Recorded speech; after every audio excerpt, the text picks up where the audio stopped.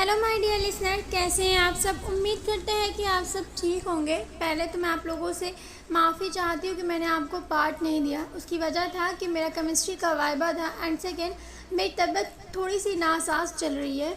उम्मीद करती हूँ कि आगे से मैं आपको पार्ट कंटिन्यू करूँ, बट मैंने आपको पार्ट नहीं दिया, उसके लिए I am so sorry. I hope आप समझेंगे।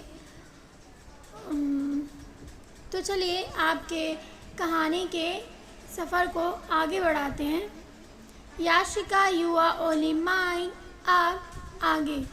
केवी की नज़र जैसे ही अपने फ़ोन पर फ्लैश हो रहे नाम पर गई, केवी के एक्सप्रेशन बदल गए। केवी के बदलते एक्सप्रेशन को देख रिवा ने कहा, क्या हुआ केवी, व्हाट हैपन।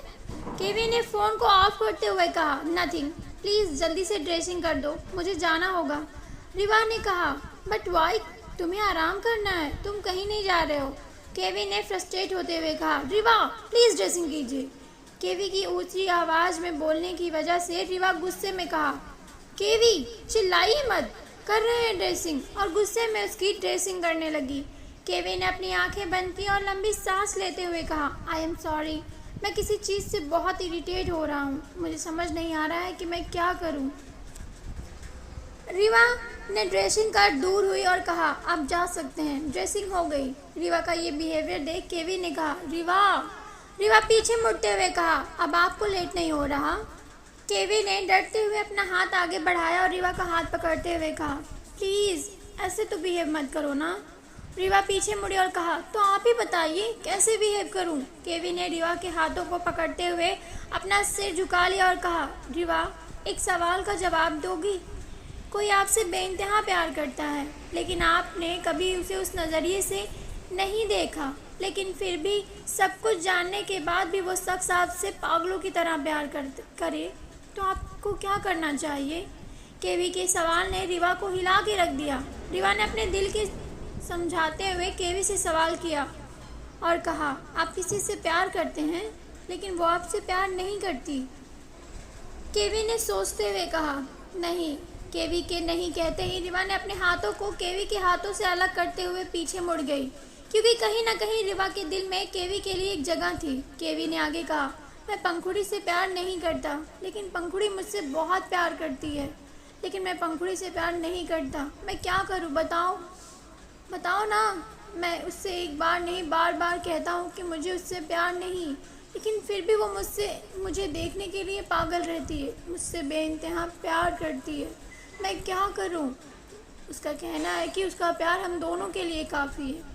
मैं उससे प्यार नहीं करता, और मैं उसे सख्ती से पेश आता हूँ तो वो अपनी परवाह करना छोड़ देती है। मैं क्या करूँ।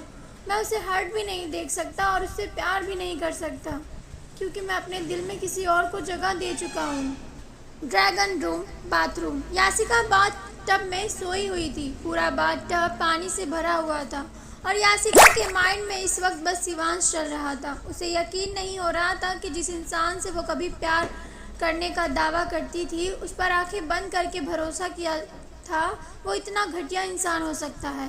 याशिका डर रही थी कि कहीं उसने अगर शौर को बताया तो शौर क्या करेगा। ये सोचते सोचते याशिका उस बाथ टब के अंदर चली गई और पानी में डूब गई। बाथरूम के बाहर खड़ा शौर कब से याशिका का इंतज़ार कर रहा था। अंदर से पानी गिरने की आवाज़ भी अब बंद हो गई थी। याशिका सोचते सोचते बाथटब में बेहोश हो गई। केवी का रूम। केवी की आखिरी लाइन ने रिवा के दिल की धड़कनें बढ़ा दी। रिवा ने केवी के सामने गई और कहा, ओहो, तो हमारे मिस्टर राइट हैंड को भी किसी से प्यार है। कौन है वो। केवी ने जैसे ये सुना वो नज़र चुराते हुए कहा, इसका जवाब मेरा ये रूम तुम्हें दे देगा। इतना कह केवी उठा और रिवा को बिना देखे वहाँ से चला गया। रिवा के केवी के जवाबों में उलझी हुई थी, लेकिन अचानक से उसका दिल एक पल के लिए धड़कना भूल गया। उसके होठों पर मुस्कान तैर गई। रिवा बेड के सामने लगी तस्वीर को देखने लगी और रूम के पासवर्ड को देख उसका दिल और तेज़ी से धड़कने लगा। बस इस एहसास से कि केवी के दिल में जो है वो लड़की कोई और नहीं, वो खुद है। उसके फेस पर खुशी का ठिकाना नहीं था। रिवा ने अपने दिल पर अपना हाथ रखते हुए कहा, मैंने कभी नहीं सोचा था कि एक डॉक्टर की दिल की धड़कनें भी बुलेट ट्रेन की तरह चलेंगी। रिवा को तभी केवी की बात याद आ गई। रीवा ने कहा, मैं तुम्हें ऐसे नहीं जाने दे सकती, और तुम्हें कोई और देखे ये क्या या कोई और तुम्हें चाहे, ये रीवा रॉय कभी टॉलरेट नहीं करेंगी। आज तक मैंने फीलिंग्स आपसे छुपा के, क्योंकि मुझे लगा कि शायद मैं वो नहीं हूँ जिसे आपके दिल ने चुना है। लेकिन आज मैं आपको किसी और के पास कैसे जाने दे सकती हूँ जब मुझे सच पता है। अनाथ आश्रम। एक प्यारी सी लड़की जिसने ब्लैक चूड़ीदार और ब्लैक कुर्ती पहन रखी थी और अपने दुपट्टे को अपने गले में लगाया हुआ था, और कानों में छोटे छोटे झुमके, लाइट कलर की लिपस्टिक से उसके पंखुड़ी से होठ सने हुए थे, और उसकी हिरनी जैसी आंखें पूरी काजल में डूबी हुई थी। अगर वो किसी को आंखें भर के देख ले तो लोग वहीं घायल हो जाएं। वो उस आश्रम के गार्डन में एक बेंच पर अपने हाथों में एक तस्वीर को लिए हुए बैठी थी। तभी पीछे से एक प्यारी सी आवाज़ आई, पंखुड़ी। उस लड़की ने जैसे ही वो आवाज़ सुनी, उसके फेस जो कुछ देर पहले मायूसी में डूबा हुआ था वो एकदम से खिल उठा, और वो बेंच से उठी और भागते हुए गई और उस आदमी के गले लगते हुए कहा, केवी आप आ गए। केवी किसी स्टैचू की तरह खड़ा था, और केवी के पीछे रीवा अपनी लाल अंगारे जैसी आंखों से उन दोनों को देख रही थी। उसका पूरा तन बदन में आग लग रही थी। Farm house. शिवांश ने लाला को देखते हुए कहा, दर्द तो मैं तुम्हें अब महसूस कराऊंगा। इतना कह शिवांश अपने शर्ट के बटन को धीरे धीरे खोलना शुरू किया, लेकिन फिर भी लाला के फेस पर अब भी वही सातिर मुस्कुराहट थी। आगे इस कहानी में क्या होगा जानने के लिए सुनते रहिए Yashika you are only mine.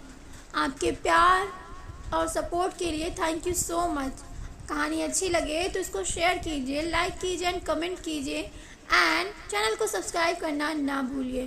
Thank you so much for all love.